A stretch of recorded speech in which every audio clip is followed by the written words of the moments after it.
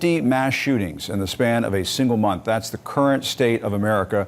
And from coast to coast, as families bury their loved ones, Americans are once again looking to Washington to see if this time our leaders are finally ready to do something to stop the carnage. And Republican Congressman Mike Waltz of Florida joins me now to talk about this and other issues. He's also a former Green Beret. Congressman, you're against a ban on assault weapons. We know our soldiers need weapons like these on the battlefield, but do they really belong on American streets? Yeah, hey, thanks for having me on, Jim. And I'll tell you, we all want to solve this problem.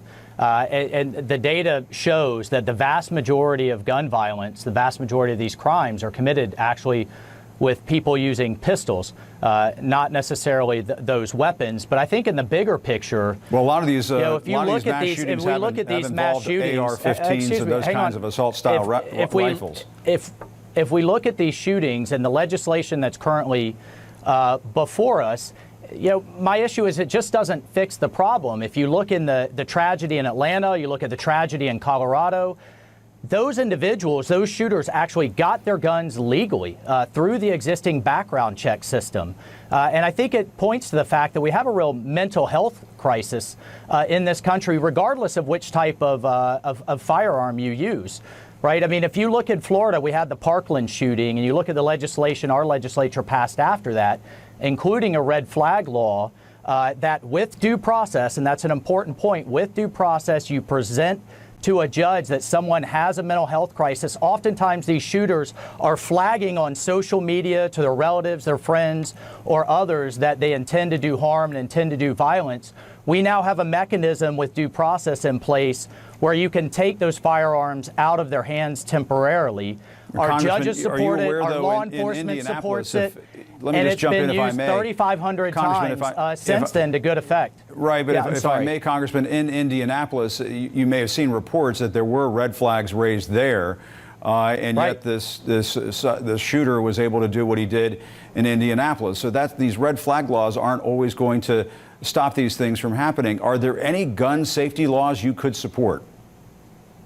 Yeah, absolutely. And I've supported in the past, for example, fixing the database that currently exists called the NICS database. And bipartisan legislation has moved through to fix that database. If you look at the mass shooting in Texas, for example, at a church there, the shooter was an Air Force veteran. His data, which would have precluded him from getting a firearm, wasn't shared with the FBI.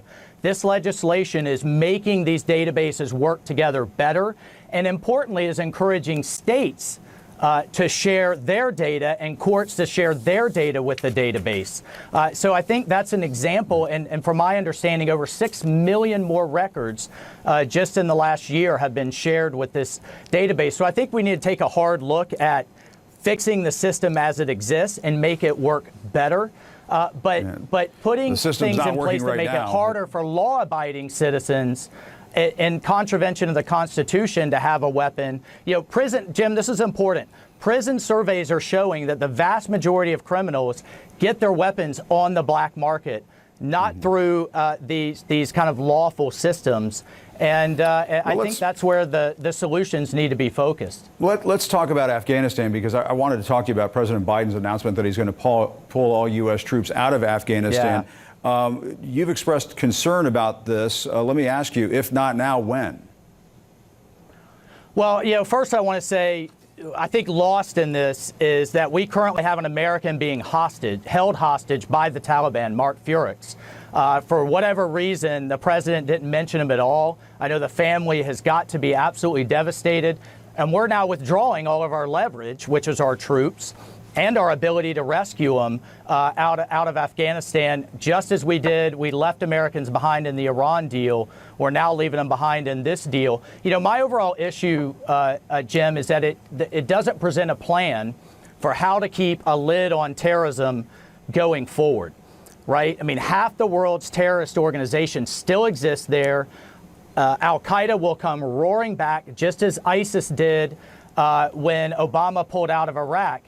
Except here's where it's worse. We don't have any other bases in Afghanistan except that the one that we're about to close. So I don't see a realistic plan for how our counterterrorism forces, I supported leaving a very small presence there will be able to continue to strike these groups, because when we pull the military out, we pull the CIA and everyone else out as well, right. And we're going to now be blind in that region of the world.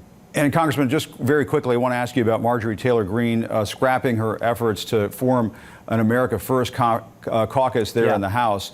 Did you have any plans to join that caucus? And what do you make of that? Idea? I haven't seen anything. I haven't seen anything besides what was reported. I saw her statement saying there were some things floating around in the draft, but she had no plans to launch anything. But Jim, I would hope you also have Democrats on and ask them if they agree with Maxine Waters calling for more confrontation in Minneapolis as we speak with such a counterpeg. I think we need to tone down the temperature and the rhetoric on all sides, whether it's on the left or the right. We need to tone it all down. I'm sorry. You were not in favor of that caucus, that idea, were you? Look, let me tell you what I'm in favor of. I'm in favor of something that is merit-based, that is focused on where the country needs to go. That's how I was raised in the military. And I was also raised with Martin Luther King's sayings and teachings of how to move towards a colorless society. His dream for his children was that we aren't focused on black, white, or brown. We're focused on the country going forward. I hadn't seen anything about that caucus, and I wouldn't plan to join it, at least as it was reported. But again, I think it was, I think it's non-existent at this point. Sounds to be the case, and we're all better for it. All right, Congressman Mike Waltz, thanks so much for coming on. We appreciate it. All right, Jim. Hey, come on down to Florida, Jim. The economy's open. We're dealing with the pandemic, and I think we have some good things in place to deal with gun violence. All right, we'll check that out. Thanks so much, Congressman. All right. Thanks so much.